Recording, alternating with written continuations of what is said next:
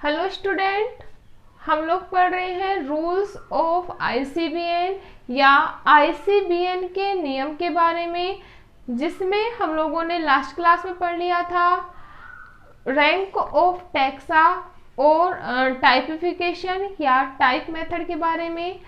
Typification और type method में हम लोगों ने बता दिया था वेरियस टाइप्स के बारे में, ठीक है।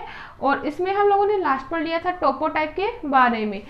इस प्रकार जो हमारा टाइपिफिकेशन और टाइप मेथड था वो टॉपिक कंप्लीट हो गया था, या सेकंड रूल जो था वो कंप्लीट हो गया था। आज हम थर्ड रूल पढ़ेंगे, वो है लॉ ऑफ प्रायोरिटी या प्राथमिकता का सिद्धांत या प्राथमिकता का नियम। तो थर्ड क्या है अपना, लॉ ऑफ प्रायोरिटी या प्राथमिकता का नियम।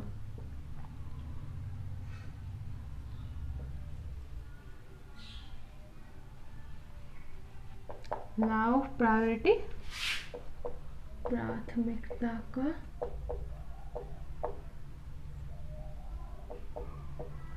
नियम। तो हम लोग जान लेते हैं what is law of priority. जैसा कि नाम है प्राथमिकता का नियम। प्राथमिकता का मतलब प्रायोरिटी किससे मिलेगी। तो प्रायोरिटी की अगर हम बात करें तो प्राथमिकता उसी नाम को मिलेगी या उसी वैज्ञानिक को दी जाएगी जिसने प्रथम बार किसी भी पादप का वैज्ञानिक नाम और वर्गीकरण दिया है, ठीक है। तो प्राथमिकता किसे मिलेगी कि जिसने भी जिस भी वैज्ञानिक के द्वारा उसका वैध नाम दिया जाता है उसे ही प्राथमिकता मिलेगी। अगर किसी कंडीशन में किसी वैज्ञानिक के द्वारा दिया गया नाम रिजेक्ट हो जाता है, ठीक है, या फिर उसमें कोई प्रॉब्लम आ जाती है, तो जो सेकंड साइंटिस्ट के द्वारा जो नाम दिया जाएगा उसे ही क्या मिलेगी, प्रायोरिटी मिलेगी।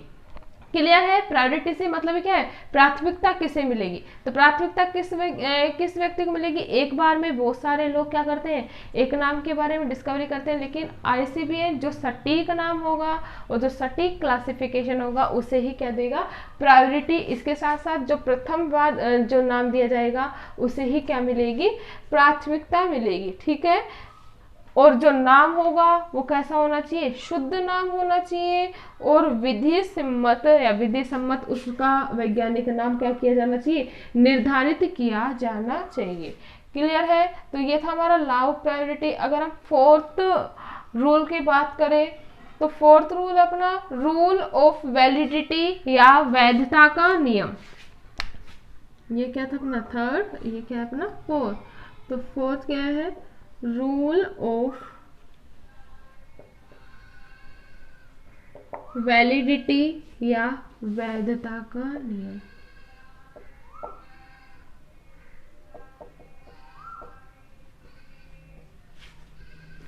ठीक है।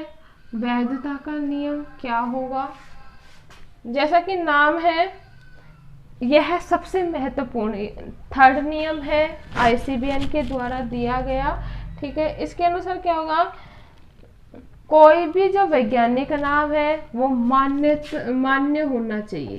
क्या है होना चाहिए, मान्य होना चाहिए, या हम लोग बोल सकते हैं कोई भी विधि सम्मत नाम क्या होना चाहिए, मान्य होना चाहिए। उसके लिए इसके विभिन्न नियम हैं, उसके वो नाम इन नियमों की क्या करना चाहिए, पालना करना चाहिए। वही नाम क्या होगा, वैलिड होगा। अदरवाइज जो दूसरे नेम होंगे वो वैलिड नहीं होंगे। क्लियर है। मतलब क्या होगा कि कोई भी जो वैलिड नाम दिया जाएगा वैज्ञानिक के द्वारा उसे ही मान्यता प्राप्त होगी, ठीक है, या उसे ही वैधता मिलेगी। अदरवाइज अन्य नामों को क्या नहीं मिलेगी, वैधता नहीं मिलेगी।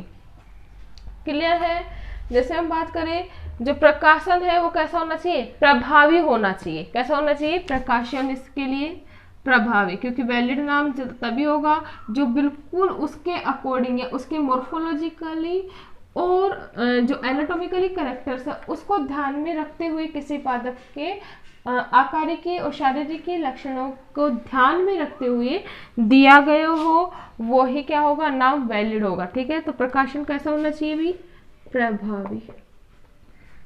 ठीक है। प्रभावी होने के साथ साथ ये क्या होना चाहिए, अन्य वनस्पति शास्त्रियों को भी इसके जो नियम है या यह जो नाम है वो सही तरीके से मानने लगना चाहिए या उसके कैरेक्टर्स के बेस पे होना चाहिए। इतना क्लियर है। नेक्स्ट अगर हम बात करें प्रकाशन के साथ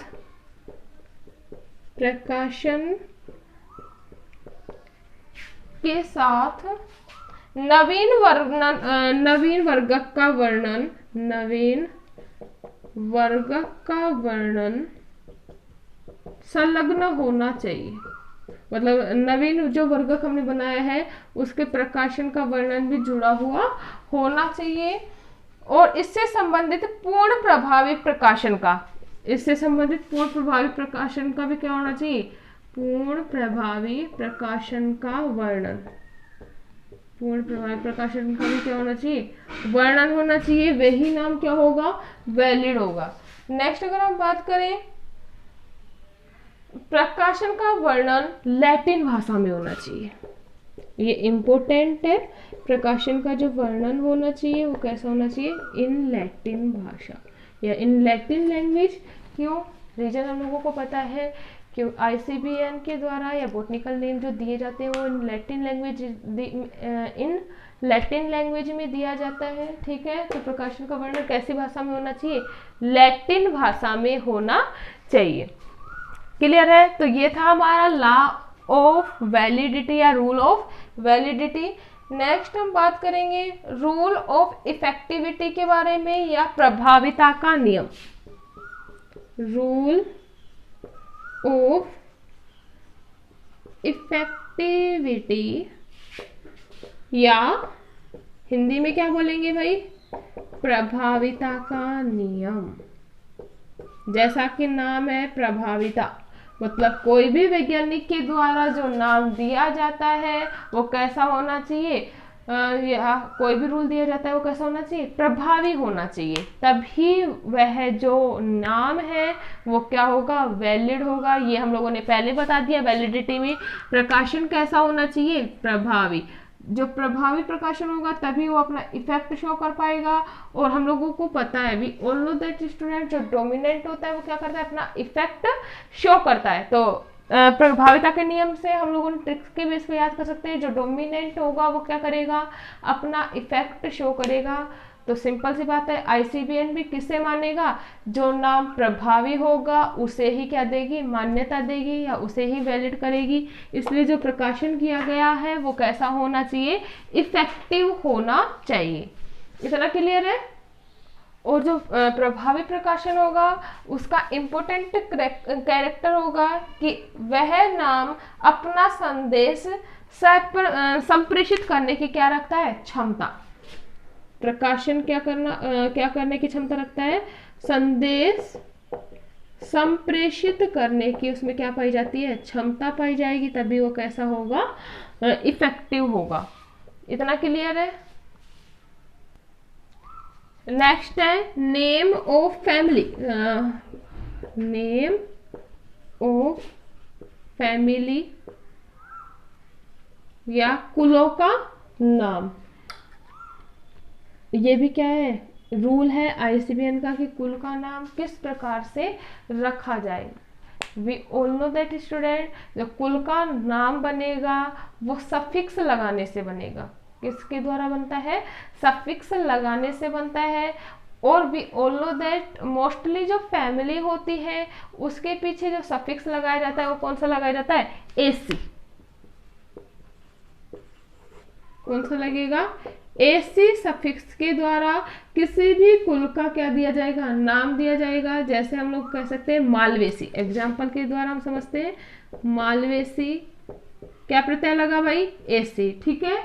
ब्रेसिक AC, पोएसी, इन सभी के पीछे क्या लग रहा है? AC। ठीक है। तो AC क्या है? फैमिली के पीछे लगाया जाने वाला सफिक्स जिसके द्वारा कुल का जो नाम होता है वो कैसा बनेगा?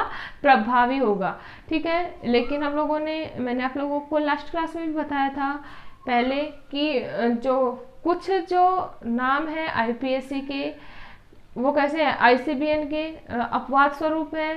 जो पहले दिए जा चुके हैं लेकिन उनको अब क्या है, मान्यता प्राप्त है, वो वैलिड है, उनमें कुछ कुलों के पीछे एसी जो सफिक्स है उसका यूज नहीं किया गया है, लेकिन वो फिर भी क्या है, वैलिड है अकॉर्डिंग टू ICBN, ठीक है। लेकिन मोस्ट ऑफ द फैमिलीज के पीछे कौन सा सफिक्स लगेगा, उसको कंप्लीट करने के लिए फैमिली को नाम को एसी सफिक्स का लगाया जाना जरूरी है, उस किसी भी ICBN के अकॉर्डिंग उसके नाम को प्रभावी बनाए रखने के लिए। क्लियर है। नेक्स्ट जो रूल है वो है नेम ऑफ जीनस या वंश का नाम, नेम ऑफ द जीनस। जो जीनस जो होता है वो होता है नाउन। कैसा होता है, एक संज्ञा शब्द होता है। We all know that student, जो जीनस होता है वो सिंगुलर होता है। कैसा होता है, एक वचन संज्ञा शब्द होता है। इसके साथ ही साथ हम लोगों ने पढ़ा है बाइनोमियल सिस्टम, और बाइनोमियल सिस्टम में हम लोगों ने बताया था कि फर्स्ट लेटर जो होता है वो जीनस लिखा जाता है, एंड अदर लेटर जो होता है वो कैसा होता है, स्पीसीज। जो जीनस होगा वो हमेशा किस फॉर्म में लिखा जाएगा, कैपिटल फॉर्म में। किस फॉर्म में लिखा जाता है भाई, कैपिटल फॉर्म में लिखा जाता है। इसके साथ ही साथ जो जीनस और जो स्पीसीज होता है उनसे मिलकर क्या बनता है, बॉटनिकल नेम। और बॉटनिकल नेम को वी ऑल नो दैट कैसे लिखेंगे, इन लैटिन लैंग्वेज। किस में लिखेंगे, लैटिन भाषा में, ठीक है। तो नेम ऑफ द जीनस कैसा होगा, नाउन होता है, सिंगुलर होता है। इसके साथ साथ इसे किस में लिखा जाता है, लैटिन भाषा में कैपिटल लेटर में लिखा जाना चाहिए, तभी क्या होगा, वो प्रभावी। ये किसका रूल है, ICBN का। इतना क्लियर है। नेक्स्ट क्लास में हम लोग पढ़ेंगे नेम ऑफ द स्पीसीज और other rules of the ICBN। Clear है।